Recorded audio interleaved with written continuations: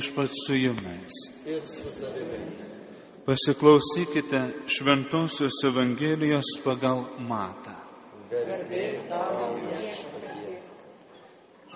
Jėzus bylojo savo apaštalams: kas myli tėvą ar motiną labiau už mane, nevertas manęs. Kas myli sūnų ar dukterį labiau už mane, nevertas manęs. Kas neima savo kryžiaus ir neseka paskui mane, irgi nevertas manęs. Kas išsaugo savo gyvybę, praras ją, o kas praranda savo gyvybę dėl manęs, ją atras. Kas jūs priima, tas mane priima, o kas priima mane, priima tą, kuris yra mane siuntęs. Kas priima pranašą dėl to, kad jis pranašas, gaus pranašo užmokestį. Kas priima teisųjį dėl to, kad jis teisusis, gaus teisėjo užmokestį. Ir kas paduos bent taurę šalto vandens atsigerti vienam iš šitų žmonelių dėl to, kad jis yra mano mokinys, iš tiesų sakau jums, tasai nepraras savo užmokesčio. Girdėjote Viešpaties žodį. Šlovė tau, Kristau. Evangelijos žodžiai ten naikina mūsų klaidas.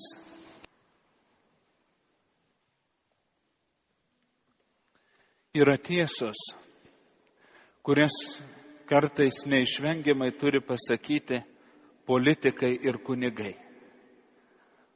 Politikai gal ne visada, bet kunigai visada.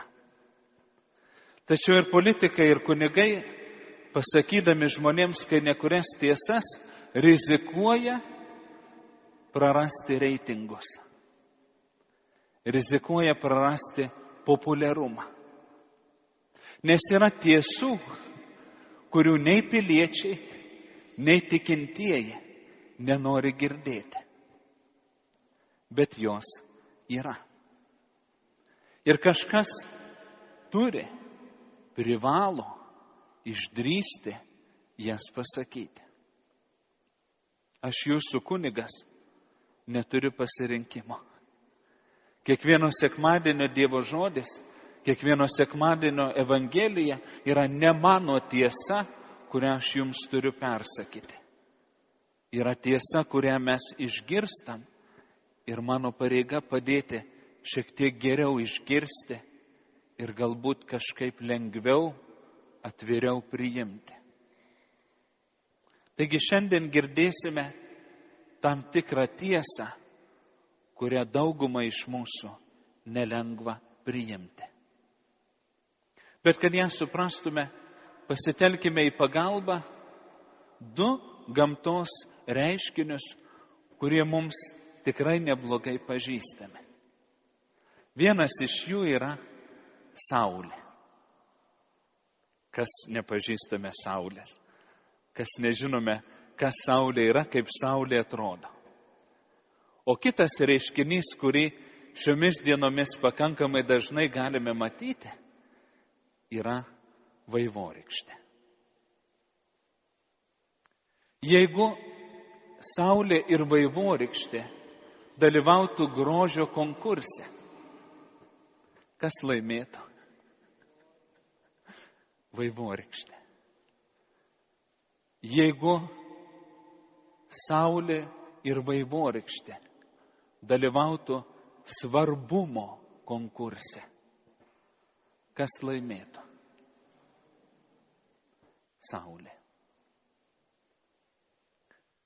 Tai kodėl, mielieji, mes taip dažnai gyvenime vaikomės ir norime sugauti vaivorykštę? Jeigu galėčiau vykdyti apklausą, bet jos nevykdysiu, sakykim, kad ji vyksta. Ir paklausiau, kas jūsų gyvenime yra numeris 1, pats svarbiausias, vertingiausias, brangiausias dalykas. Galimi atsakymai. Šeima, sveikata, mano vaikai, mano namai, kuriuos aš kūriu, mano ūkis, mano verslas, mano darbas, mano išsilavinimas, mano pareigos, mano bažnyčia, mano parapija, mano tikėjimas. Kas yra visi šitie dalykai, kuriuos išvardėjau, visos šitos vertybės? Saulės ir vaivorykštės palyginime. Tie visi dalykai yra ne saulė. Tie visi dalykai - šeima, sveikata, vaikai, darbas, namai, ūkis, verslas, projektai - visa tai yra vaivorykštės spalvos. O vaivorykštė turi tokią savybę. Ji tarsi yra, ji tarsi graži, bet pabandyk ją sugauti. Pabandyk ją sukontroliuoti ir užturėti. O kas atsitiktų su ta pačia vaivorykšte, su tomis pačiomis smargiausiomis, gražiausiomis spalvomis, jeigu nebūtų saulės? Kodėl taip dažnai gyvenime mes bėgame paskui vaivorykštę? Tai nereiškia, kad jos nėra gyvenime, kad tos spalvos nesvarbios, kad jas nereikia kreipti dėmesio, kad jų reikia atsisakyti. Bet yra labai svarbu neužmiršti visų tų vaivorykštės ir gyvenimo spalvų, visų tų vertybių, visų tų brangenybių, kurias mes turime. Nebūtų, jeigu nebūtų saulės. Aš kurią čia dieną buvau parduotuvėje ir stovėdamas eilėje prie kasos, žinote, yra visokių tokių smulkių prekių. Tai batareikos, tai kokio kramtoma guma, tai dar kažkas. Ir dažniausiai padėta kažkas, kas tam sezonui labai svarbu ir reikalinga.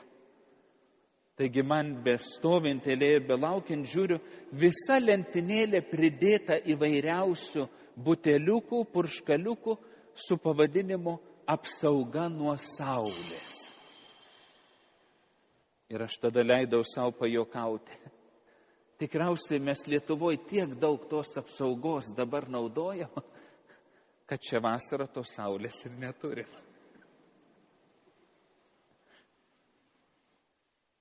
Tik pavyzdys, tik priminimas. Vaivorykštė su visom gyvenimo spalvom, su visom gyvenimo vertybėm yra horizontas. Yra tai, kas mūsų gyvenime žemiška, horizontalu, bet viskas, net ir didžiausi ir storiausi paminklai yra laikina. Patikėkit manim, bus diena, kai net Cheopso piramidės nebebus. Nes ir piramidė, ir mano parapija, ir mano šeima, ir mano vaikai, ir mano darbas, ir mano ūkis, ir mano sveikata, ir mano namai, ir mano sodai, ir daržai, viskas yra vaivorykštės spalvos.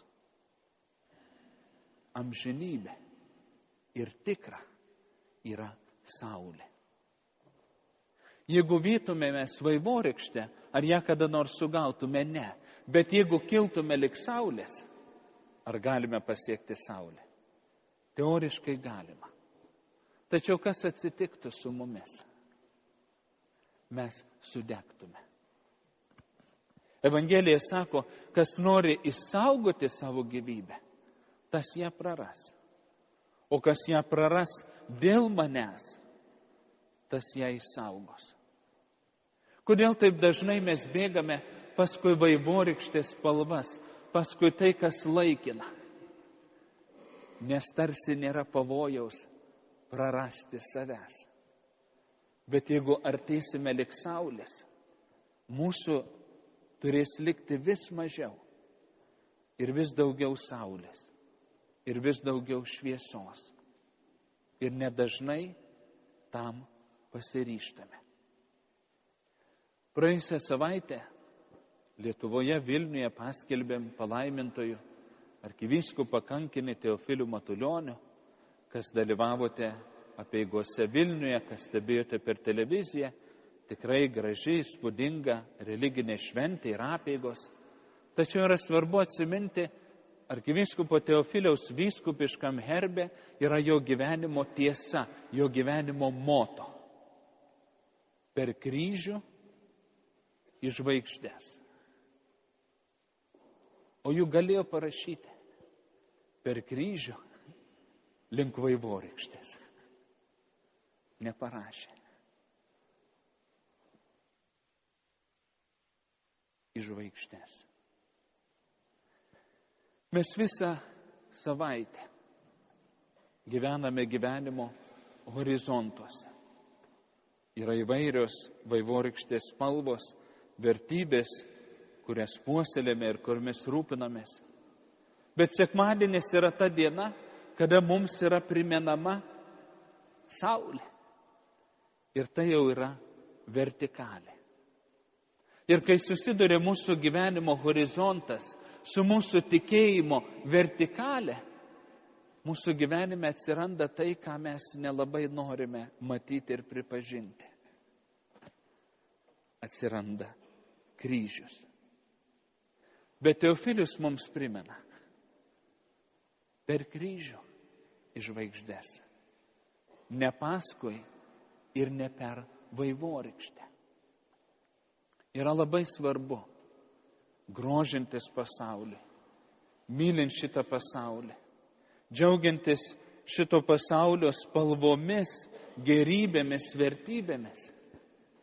Neužmiršti, kad tikra ir amžina yra saulė.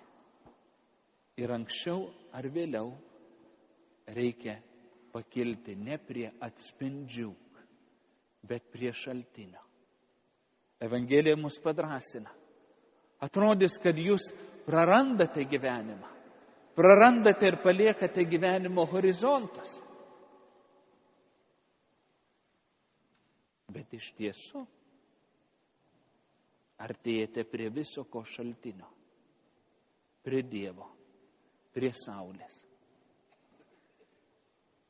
Labai norėčiau, kad po šitų šventųjų mišių, jeigu išėjus iš bazilikos, kas nors įvykdytų apklausą ir paklaustų manęs, jūsų, kas yra jūsų gyvenimo didžiausia vertybė?